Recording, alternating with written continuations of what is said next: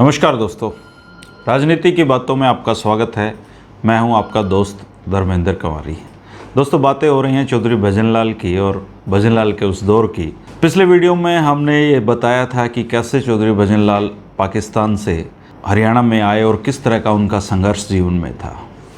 दोस्तों, हरियाणा में चौधरी भजनलाल की राजनीति को पसंद करने वाले और नापसंद करने वालों की संख्या बराबर में है, लेकिन ये सच्चाई है कि चौधरी भजनलाल अपने जीवन में उन्होंने कोई राजनीतिक शत्रु नहीं पाला या किसी से राजनीतिक शत्रुताएं नहीं पाली, और अगर किसी से राजनीतिक विद्वेष भी हुआ तो चौधरी भजनलाल ने उनका कभी पारिवारिक नुकसान करने की नहीं सोची।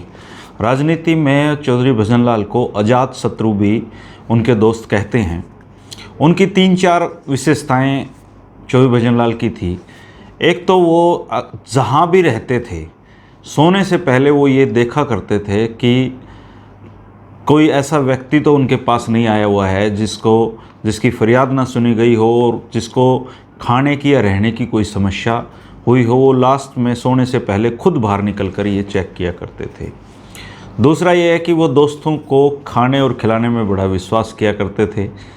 आप उनकी जो मेहमान नवाजी थी उसके मुरीद हुए बिना नहीं रह सकते थे। अगर आप चौधरी भजनलाल से कभी खाने के वक्त पे मिले हों, चाहे जलेबियाँ खिलाने की बात हो, चाहे हलवा खिलाने की बात हो, प्योर देसी घी में चौधरी भजनलाल अपनी मेहमान नवाजी से मेहमानों को दिल जीत लिया करते थे।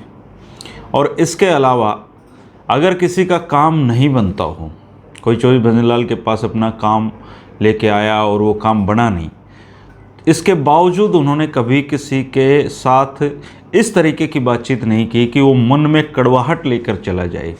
काम कर पाए तो ठीक, ना कर पाए तो ठीक, लेकिन अपनी बातचीत से वो लोगों का दिल जीत लिया करते थे। ये तो उनकी व्यवहार से संबंधित बातें हैं। लेकिन जब आप राजनीति में आते हैं और जब आप मुख्यमंत्री तक की कुर्सी पर पहुंचते हैं तो उसके पीछे का जो संघर्ष होता है उसकी अपनी कई सारी कहानियाँ होती हैं। दोस्तों, चौधरी भजनलाल के लिए राजनीति में आना, फिर विधायक बनना और उसके बाद मुख्यमंत्री बनना, इस जो पूरी यात्रा है इसमें बहुत सारी कहानियां हैं।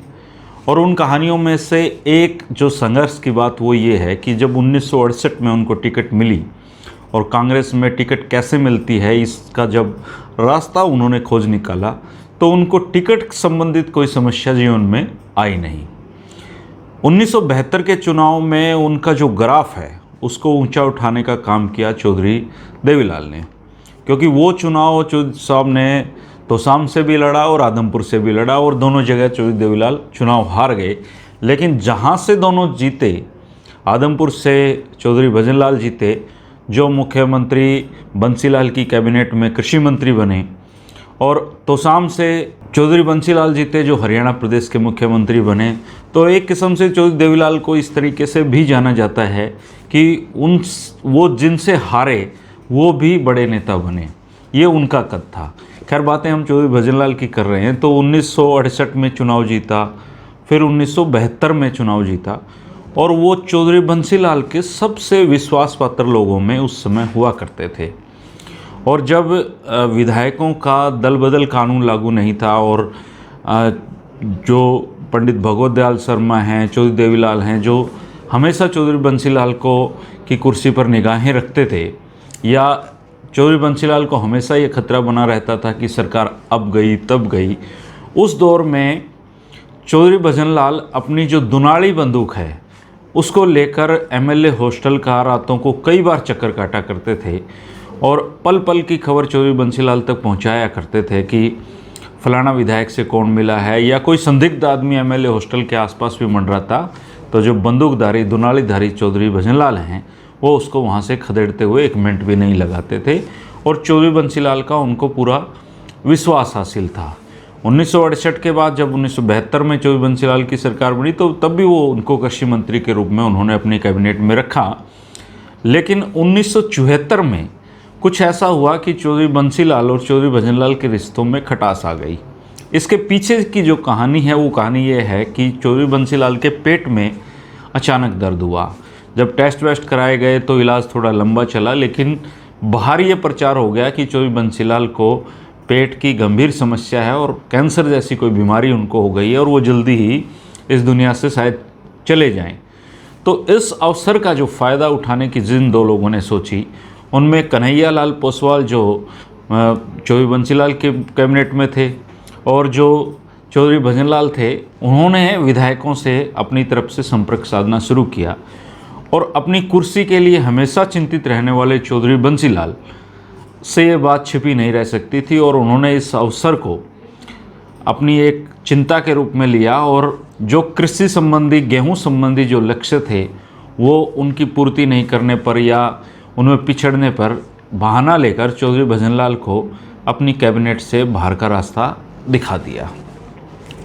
चौधरी भजनलाल के लिए ये एक बहुत बड़ा सियासी झटका था, लेकिन कुछ समय तक वो लो प्रोफाइल अपना रहे और कुछ नहीं बोले, एक विधायक के रूप में आराम से ज़िंदगी काट रहे थे। लेकिन जल्द ही उनको ये अवसर मिला कि वो अपनी जो राजनीतिक कौशल है उसको दिखाएं। 1975 में इमरजेंसी लग गई। इमरजेंसी लगने के बाद चौधरी भजनलाल जो 1977 के चुनाव आए तो बाबू जगजीवन राम की जो पार्टी थी CFD, उनके साथ चले गए और फिर से वो आदमपुर से विधायक बने और जब जनता पार्टी की सरकार बनी, चौधरी देवीलाल उसके मुख्यमंत्री बने, तो CFD कोटे से चौधरी भजनलाल भी उसमें मंत्री बन गए। और जैसी निकटताएं चौधरी बंसीलाल से चौधरी भजनलाल की हुआ करती थी, वैसी ही निकटताएं चौधरी देवीलाल की और चौधरी भजनलाल की आपस में बन गई। चौधरी देवीलाल भी चौधरी भजनलाल पर बहुत विश्वास करते थे, लेकिन सियासत के खेल में विश्वास कब विश्वासघात में बदल जाता है इसका कुछ पता नहीं चलता।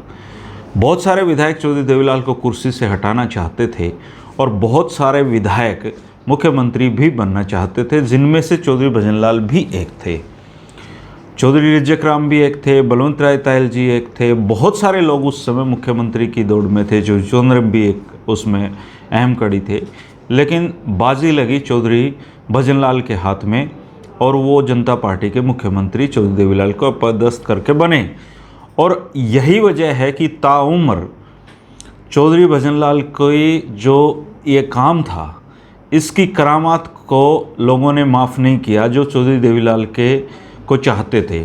और इस वजह से चौधरी भजनलाल की एक छवि बनी करामाती नेता की कहिए आप, या उनके प्रति जो नफ़रत का भाव था वो लोगों में पनपा। जो देवीलाल जी के नज़दीक थे या जो देवीलाल जी को चाहते थे, उनको लगा कि एक सीधी सादे आदमी को चौधरी भजनलाल ने पटक दिया है। लेकिन सच्चाई ये है कि वो जो सरकार थी, उस समय जो समीकरण थे, उन समीकरणों में वो सरकार तो गिरती ही गिरती, मुख्यमंत्री कौन बनता ये अलग बात है। तो चौधरी भजनलाल ने जो मौका मिला था उस मौके को भुनाया और खुद मुख्यमंत्री बन गए। अगला जो वीडियो होगा, हम उस वीडियो में 1982 के चुनाव और 1982 के बाद चुनाव के बाद फिर से चौधरी भजनलाल का मुख्यमंत्री बनना, जिनमें तपासे जी एक अलग विषय हैं, उन पे हालांकि बहुत सारे वीडियो में बताया जा चुका है, लेकिन फिर भी तपासे जी पे जो थोड़ी बहुत चर्चा है, वो जो ज़रूरी चीज़ें हैं उसका हम इसमें डिटेल से बात करेंगे। और जो वीडियो उस समय के जो चौधरी देवीलाल के विधायक थे और जिनके कंधे पर चौधरी भजनलाल ने हाथ रखा और वो चौधरी देवीलाल को छोड़ कर आगे भाग निकले, उस जो सारी कहानी है कि किस तरीके से विधायकों ने अपनी आस्थाएं बदली, चौधरी देवीलाल के पाले से चौधरी भजनलाल के पाले में खड़े हो गए, ये सारे वीडियो अपकमिंग हैं।